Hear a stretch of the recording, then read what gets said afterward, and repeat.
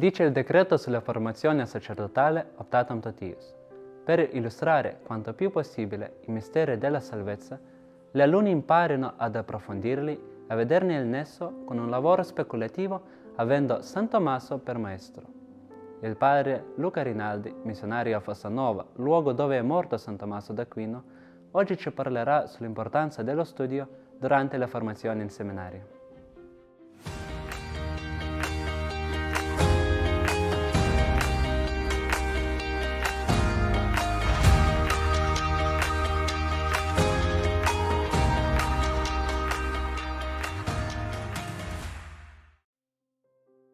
Carissimi vitaliani e padri vitaliani, un saluto a tutti.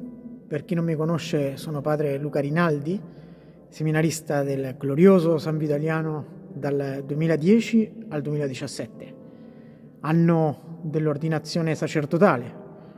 Dopo sono stato destinato allo studio e attualmente sto terminando la licenza in Sacra Scrittura al Biblico.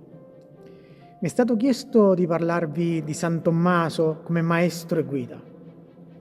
Certo che se c'è un santo che nel seminario si cerca di studiare con tutta la forza, è proprio San Tommaso d'Aquino. E più si va avanti e più si capisce la sua grandezza, genialità. Non a caso viene detto l'angelico. Per questo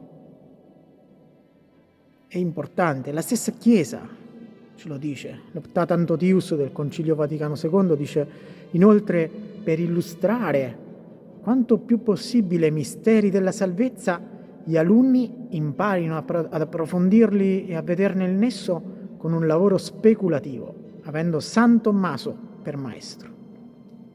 Tra i tanti video bellissimi che stiamo vedendo in questi giorni, vediamo che il seminario dà moltissimo.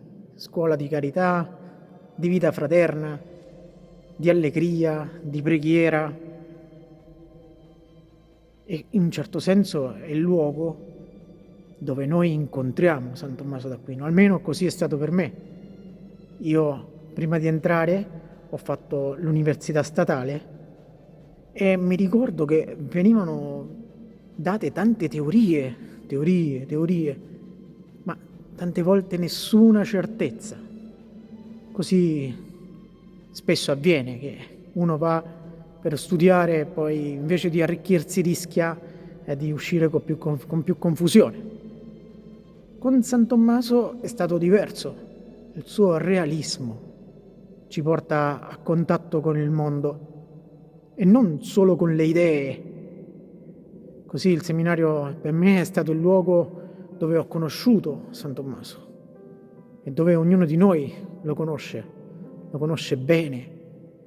Così io ho imparato da lui nel seminario i suoi principi e uno cerca di metterli in pratica, e quindi questo c'ha tutta una ripercussione nella vita personale, nella vita di studio, nella vita di preghiera, nella vita di pastorale.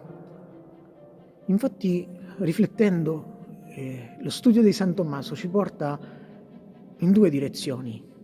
Ovunque noi ci troviamo, sia che uno sta facendo il seminario, sia che sta nella propria missione, da una parte ci porta ad amare più Dio, a capirne per quanto possiamo la sua opera, il suo amore per noi, la sua provvidenza. Ci porta ad amare più Gesù Cristo, nostro Signore.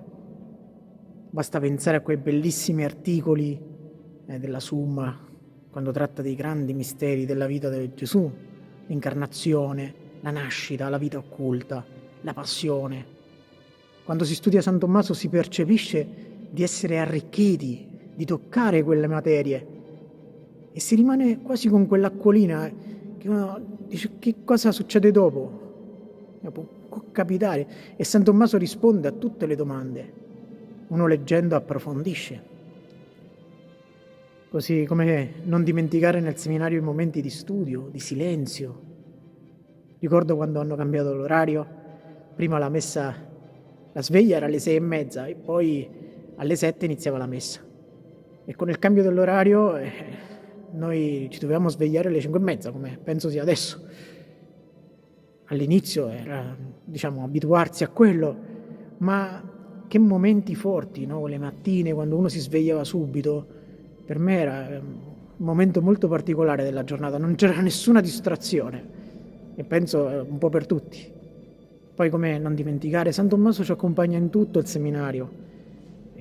Ogni mattina, quando lo incontriamo, le giornate domestiche, che giorni, certe volte uno, è vero, magari rischia di spegnere il cervello, ma sono un motivo una spinta per noi per migliorare, per capire quanto dobbiamo approfondire i temi, per capire la nostra ignoranza.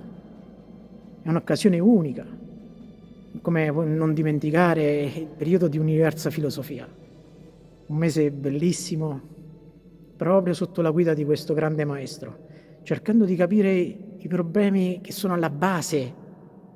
È una grazia unica che possiamo dedicare questo tempo a imparare a pensare, imparare a mordere la realtà, come diceva qualcuno.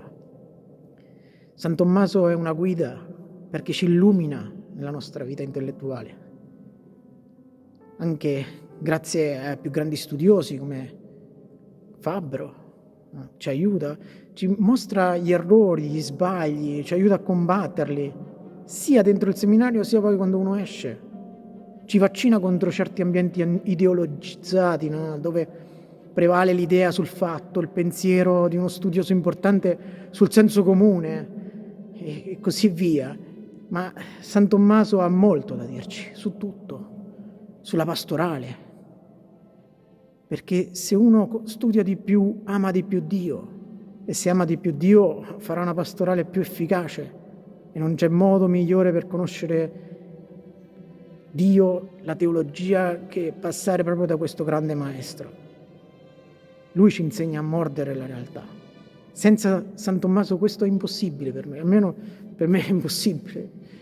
Tante volte uno sembra che sta in mezzo alle nuvole, no? Ma dobbiamo imparare a mordere questa realtà. Oggi appunto voglio ringraziare tutto il seminario per tutto quello che mi ha dato e per questo incontro che mi ha fatto fare con San Tommaso, con l'Angelico. E guarda un po', la provvidenza mi ha mandato qua, dove lui è passato dalla terra al cielo. Chissà se ogni tanto getta uno sguardo anche qui, da dove è iniziato il viaggio più bello, quello che aveva tanto desiderato, e speriamo di seguirlo con la sua guida. Allora ringraziamo Dio nella sua provvidenza, perché tutto dispone con misura, calcolo e peso. Ma non lasciamo mai di studiare San Tommaso, che ci aiuti a conoscere di più Dio, la sua opera, il Figlio, lo Spirito Santo, ad amarlo di più, a unirci di più a Lui, fino al giorno in cui andremo incontro e alla fine ci incontrerai e ci dirà: bravi discepoli, mi avete seguito. Che Lui ci illumini veramente a discernere l'errore, a combatterlo, perché sia una nostra guida nel farci mordere la realtà. Non possiamo lasciare San Tommaso. Ringrazio tutti i formatori, i compagni di seminario, i seminaristi, quelli presenti, quelli futuri. Un saluto a tutti. Viva San Tommaso e viva San Vitaliano!